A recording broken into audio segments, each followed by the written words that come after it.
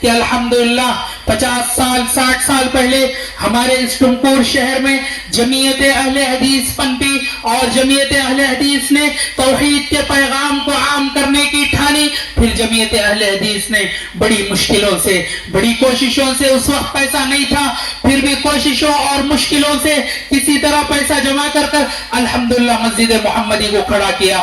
اس مسجد پر الحمدللہ 50 سال گزر گئے ہیں. تقریباً 40 سال تک صرف ایک ہی مسجد میں ہم سب نے نماز پڑھا ہے. الحمدللہ آج ہماری مسجدیں ہو چکی ہیں, لیکن جس مسجد سے ہم نے اپنی توحید کی شروعات کی, ہم نبی کریم صلی اللہ علیہ وسلم کی محبت کی شروعات کی, وہ مسجد جو ہے آج مصلیوں کے لیے چھوٹی پڑ رہی ہے. اس میں ہمارے بزرگوں کے جتنے ذمہ داران تھے جو مسجد کی خدمت کرنے والے ہوں, چاہے امام ہوں, چاہے مؤذنین ہوں, چاہے ذمہ دار ہوں, چاہے بننے والے ہوں, بڑی کوششیں ہیں, بڑی کاوشیں ہیں اس مسجد کے لیے. وہ مسجد ہماری لیے توحید کا راستہ تھی. اسی لیے میرے بھائیوں آج مسجد کی جگہ کم پڑ رہی ہے. نماز کے لیے, جمعہ کی نماز کے لیے اور خاص کر رمضان کے لیے مسجد جو ہے لوگوں کے لیے چھوٹی ہو رہی ہے.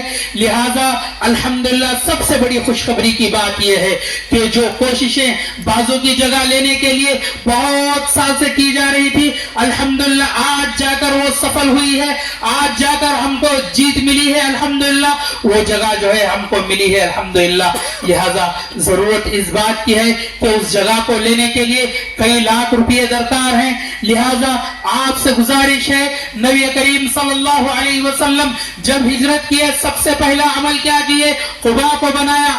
دوسری چیزیں نہیں کی, اخوت قائم نہیں کی. اللہ کے رسول نے دوسری کوئی چیزیں نہیں کی. پہلے جب مدینہ میں داخل ہوئے سب سے پہلے مسجد کی ضرورت پڑی. انسان کو سب سے پہلے مسجد کی ضرورت پڑتی ہے. جب اللہ کے رسول جب آئے مدینے کو, قبا بنایا. قبا بناتے ہوئے صرف صحابہ کو حکم نہیں دیا, صحابہ کے ساتھ ساتھ اللہ کے رسول صلی اللہ علیہ وسلم اینٹوں کو لے کر جما رہے تھے. اللہ کے رسول اپنے اینٹوں کو لے کر اپنے کندھے پر اٹھا کر لے جا رہے تھے. اور اسی طرح جب مدینہ میں پہنچے سب سے پہلے مسجد کی جگہ لی گئی. مسجد کی جگہ لے کر مسجد نبوی کو بنایا گیا. میرے بھائیو توحید کو قائم کرنے کے لیے سب سے پہلی جگہ مساجد ہے, اور اللہ تبارک و تعالیٰ کو بھی دنیا میں سب سے عظیم جگہ جو ہے یہ مساجد ہیں. لہٰذا میرے بھائیو آپ کے تعاون سے ان مسجدوں کو بنایا جاتا ہے, آپ کے تعاون سے مسجدیں چلتی ہیں. اور اگر آپ مسجدوں کا تعاون کرتے ہیں, نبی نے کہا من بنا للہ مسجدا بنا اللہ لہ بیتا فی الجنہ, جو کوئی مسجد کے لیے پیسہ خرچ کرتا ہے, مسجد بناتا ہے, اللہ تبارک و تعالی جنت کے لیے اس کے جنت میں گھر بنائے گا. اور اللہ کے رسول نے دوسری حدیث میں فرمایا اگر ایک چھڑی کے برابر بھی, اگر وہ گھر کے برابر بھی مسجد میں حصہ ڈالتا ہے, اللہ تبارک و تعالیٰ نے جنت میں اس کے لیے گھر رکھا ہے. لہٰذا میرے بھائیوں مہربانی کے ساتھ آپ سے یہ اپیل کی جاتی ہے کہ آپ کی مسجدیں ہیں, آپ کے جو ہے یہ عبادت خانے ہیں. لہٰذا زیادہ سے زیادہ اپنی مسجدوں کا تعاون کریں. وہ جگہ کو لینا ہے, انشاءاللہ جگہ کی تھوڑی قیمت جو ہے اکٹھا ہو چکی ہے, بہت قیمت ابھی بھی باقی ہے.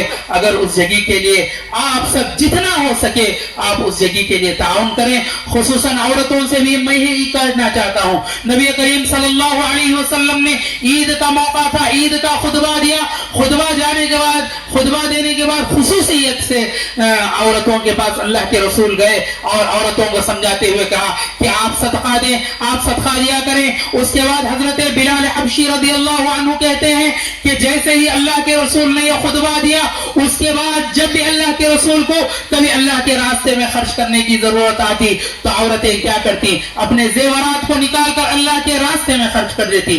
جہاں مرد حضرات کے لیے فضیلتیں ہیں وہی عورتوں کے لیے بھی فضیلتیں ہیں. زیادہ سے زیادہ اس مسجد کی زمین کی خریدی ہے, آپ جو ہے تعاون کرتے جائیں. اللہ تبارک و تعالیٰ آپ کے تعاون کو قبول فرمائے. آمین. وآخر دعوانا الحمدللہ رب العالمین. اللہ